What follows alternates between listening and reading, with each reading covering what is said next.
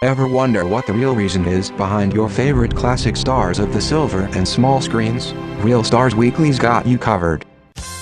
Cory in the House, the Disney Channel's first half-hour sitcom to feature an all-African-American cast in the White House, and the initial inspiration for Barack Hussein Obama's historic run for President of the United States, is known all over the world for its insightful gags and socio-political prop comedy.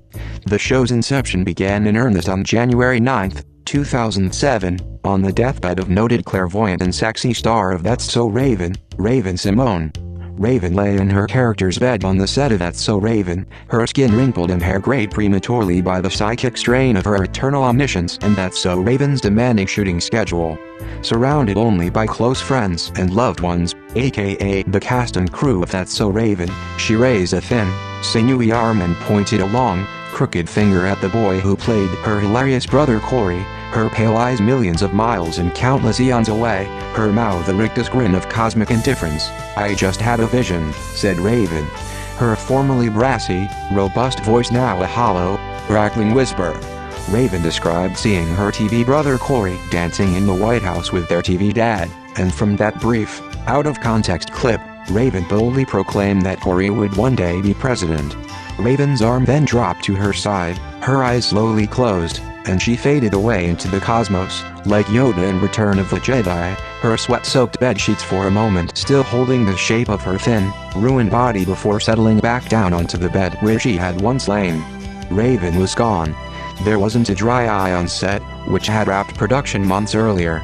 Raven's prophecy would turn out to be half right, as production began almost immediately on Cory in the House, a spin-off of That's So Raven in which Raven and Cory's dad becomes the White House chef and moves into the White House with Cory. The show's nuanced satirical take on the corruption and incompetence of the Bush administration, the second one, not the first one, and the intransigence and political gamesmanship in Congress was not lost on the show's 6 to 14-year-old viewing demographic.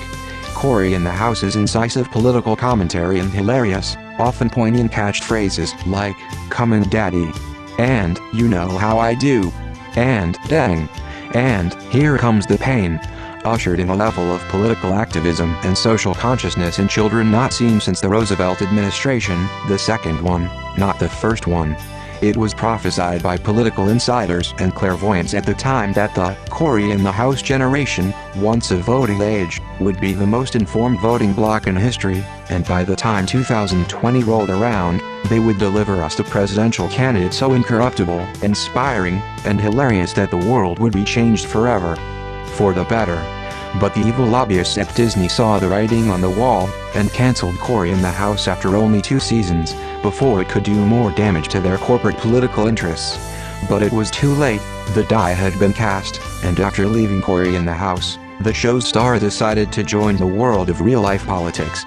You may remember him as Raven's mischievous little brother Cory, but we know him now as United States Senator and 2020 presidential candidate, Cory Booker. Was Raven-Symoné's prophecy true after all? Will the Cory in the House generation have their Cory in the House? Tune into Real Stars Weekly's 2020 presidential election coverage to find out the real truth. Want to hear more real stories of your favorite classic stars? Subscribe to Real Stars Weekly, and let us know what classic stars you want to hear the real truth about.